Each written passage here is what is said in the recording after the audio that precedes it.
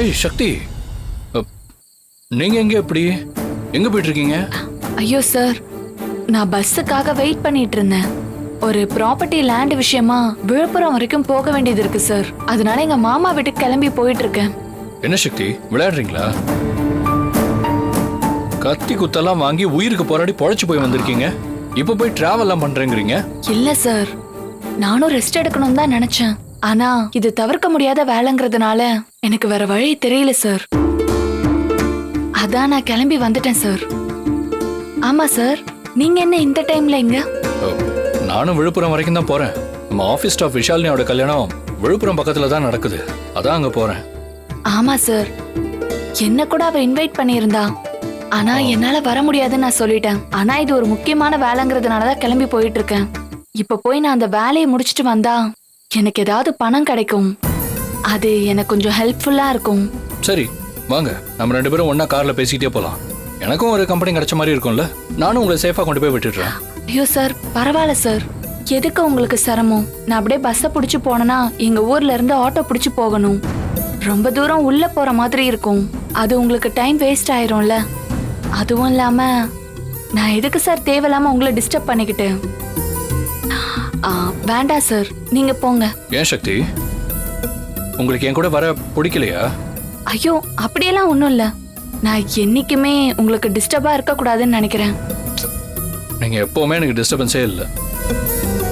இன்னும் சொல்ல போனா இப்பெல்லாம் எப்பவும் நீங்க என் பக்கத்துல இருக்கிறது தான் எனக்கு ரொம்ப கம்ஃபர்டபுளா இருக்கு.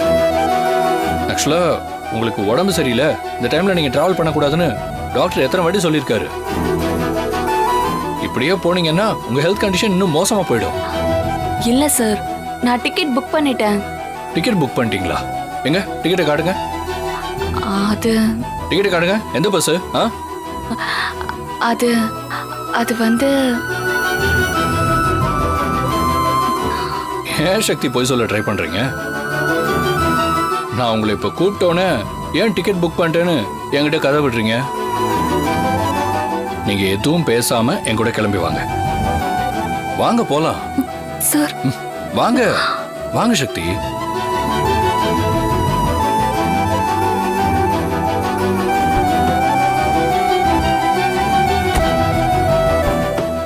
இருங்க. பார்த்து காலை.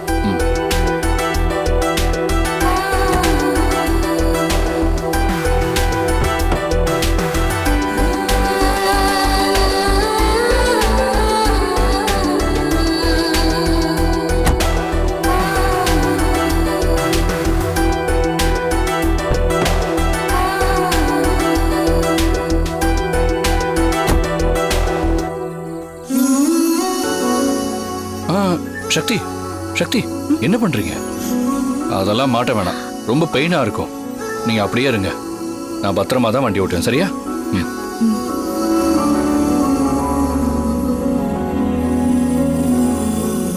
போலாமா?